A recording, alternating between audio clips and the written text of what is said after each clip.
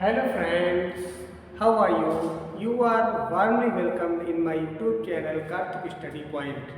आज हम आप लोगों को direct and indirect narration revision notes का पार्ट 4 सिखाने वाले हैं, जिसके अंतर्गत हम आज अध्ययन करेंगे एक्सक्लेमेटरी सेंटेंसेस। तो एक्सक्लेमेटरी सेंटेंसेस को हम डायरेक्ट से इनडायरेक्ट में कैसे बदलते हैं, आइए सीखते हैं। जैसा कि लिखा है डायरेक्ट में जब सैड या सैड टू होगा तो इनडायरेक्ट में इसको एक्सक्लेम्ड या एक्सक्लेम विद सरप्राइज में चेंज करते हैं। वही हाउ या व्हाट प्लस एडजेक्टिव, कहने का मतलब है यदि एक्सक्लेमेटरी सेंटेंस में हाउ या व्हाट से शुरुआत होती है और प्लस एडजेक्टिव आता है तो हम हाउ या व्हाट को वेरी में चेंज करके एडजेक्टिव लिख देते हैं। परंतु यदि केवल व्हाट है प्लस नाउन है, कहने का तात्पर्य व्हाट के बाद नाउन आता है, तब हम व्हाट को ग्रेट में बदलते हैं। समझ में आई बात? यानी कि एडजेक्टिव होने पर हाउ या व्हाट वेरी हो जाएगा और यदि नाउन है इसके बाद में तो यह ग्रेट में चेंज हो जाएगा, नाउन अपने स्थान पे आ जाएगा। नेक्स्ट है आह या अलास। तो आह और अलास ये दोनों को हम चेंज करेंगे एक्सक्लेम्ड विद सारो या एक्सक्लेम्ड विद ग्राइफ भी होता है। एक्सक्लेम्ड विद सारो या एक्सक्लेम्ड विद ग्राइफ भी कहते हैं, हम लोग इसे चेंज कर सकते हैं। ऐसे हुर्रा होता है, हुर्रा को हम लोग करते हैं एक्सक्लेम्ड विद जॉय या डिलाइट। पसंद है? हुर्रा को एक्सक्लेम्ड विद जॉय या डिलाइट कर सकते हैं। गुड इवेंट्स को एक्सक्लेम्ड विद रिग्रेट या सरप्राइज। गुड इवेंट्स को एक्सक्लेम्ड विद रिग्रेट या एक्सक्लेम्ड विद सरप्राइज भी इसे कर सकते हैं। पसंद है? ऐसे गुड ग्रेसियस है, गुड ग्रेसियस को हम लोग एक्सक्लेम्ड विद सरप्राइज करते हैं। क्या करते हैं? गुड ग्रेसियस को एक्सक्लेम्ड विद सरप्राइज करते हैं। वेल डन हो या ब्रेवो हो, दोनों को एप्लूडेड प्लस ऑब्जेक्ट है तो प्लस से ही। पसंद नहीं? यदि रिपोर्टिंग वर्ब का ऑब्जेक्ट है तो एप्लूडेड के बाद ऑब्जेक्ट आएगा प्लस से ही आएगा, यदि ऑब्जेक्ट नहीं है तो डायरेक्ट से ही आ जाएगा। पसंद नहीं? ये दोनों वेल्डन और ब्रेवो को एप्लॉडेड में ही चेंज करते हैं। बात समझ आ रही? नेक्स्ट है कंग्रेचुलेशंस। कंग्रेचुलेशंस को हम क्या करते हैं? कंग्रेचुलेटेड कर देते हैं प्लस ऑब्जेक्ट है तो, यानी कि ऑब्जेक्ट भी अवेलेबल है तो हम ऑब्जेक्ट लगाएंगे, वरना इसको शेइंग से जोड़ देंगे। बात समझ आ रही? जैसे वेल्डन ब्रेवो रहता है, ठीक उसी तरह से ये भी रहता है। रिपोर्टिंग वर्ब उसी तरह से ही इसे भी चेंज की जाती है।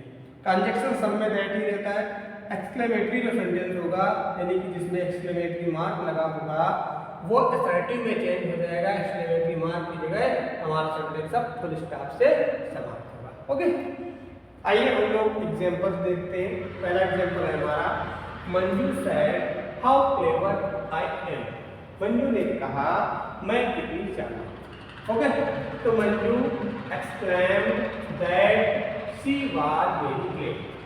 सैड को हमने क्या कर दिया? एक्सक्लेम्ड कर दिया और बाकी को हम ट्रांजेक्शन लगा दिया और सेंटेंस को हमने क्या कर दिया? सीधा कर दिया। सीधा करने पर हमें सब्जेक्ट पहले लाना होगा। सब्जेक्ट फर्स्ट पर्सन है, मंजू के अनुसार क्या हो गया? शी हो गया। और ये प्रेजेंट कंटीन्यूअस टेंस था, इसको हमने क्या कर दिया? सिंपल प्रेजेंट था, इसको मैंने पास्ट में कर दिया। ठीक है, सिंपल पास्ट में कर दिया। तो एम जो है सी के अनुसार बाद में चेंज हो गया। यहाँ पर वेरी क्लेवर। समझ बात आ रही है? यानी कि हमारा नया सेंटेंस तैयार हुआ, Manju exclaimed that she was very clever. Okay, next है he said comma unit comma what an idea. इसको हम लोग देखिए कैसे चेंज करते हैं। ही एक्सक्लेम्ड दैट, अब इसमें कोई इसका सब्जेक्ट उचित नहीं दिखाई दे रहा है, तो जब कोई सब्जेक्ट उचित नहीं दिखाई दे रहा है तो इसका रूल ये होता है कि हम लोग अपनी तरफ से इट को सब्जेक्ट मान लेते हैं और उसी के अकॉर्डिंग वर्ब को रखते हैं। तो हमने क्या मान लिया? He exclaimed that it was a great idea. Great क्यों लगा दिया? क्योंकि आइडिया ये नाउन क्या है?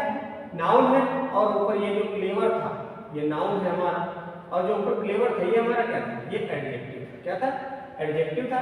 इसीलिए हाउ को हमने काहे में बदला था? वेरी में बदला था।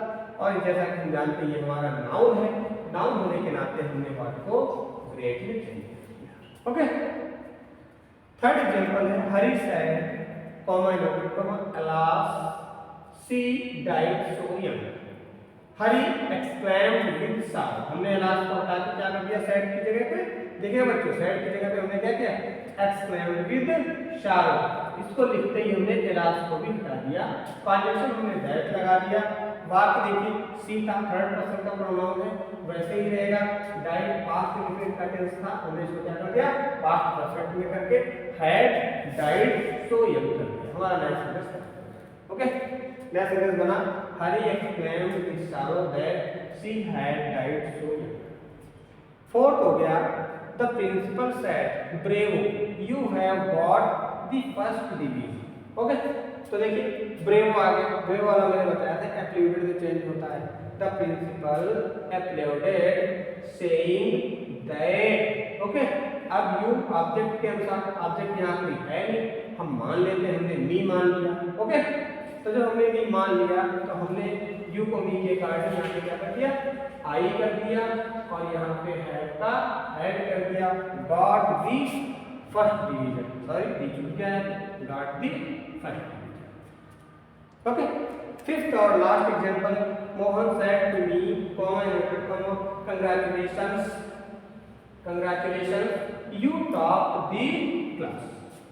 ओके, इसका बन जाएगा मोहन कंग्रेचुलेटेड मी सेइंग। जैसा कि मैंने बताया था यदि ऑब्जेक्ट है तो हम ऑब्जेक्ट लिख देंगे, इसलिए मी ऑब्जेक्ट था तो ऑब्जेक्ट लिख दिया मैंने। Mohan congratulated me saying, conjunction हमारा दैट रहा, यू को बदला मी के अनुसार यहाँ पे आ गया आई। पास्ट इंडेफिनिट टेंस था, हमने परफेक्ट में कर दिया I had topped the class. नया सेंटेंस हमारा तैयार हो गया Mohan congratulated me saying that I had topped the class. Okay friends, इसको हम दूसरी तरह से भी बना सकते हैं। इसका दूसरा रूल भी है बनाने का, वो इस तरह से है, हम यहाँ पे क्या करते हैं, हम यहाँ पे सेइंग का प्रयोग नहीं करते और कंजंक्शन उसमें दैट भी नहीं रहता है। कैसे बनता है समझ लीजिएगा, केवल लिखवाएंगे नहीं, वो बनेगा मोहन कंग्रेचुलेटेड मी।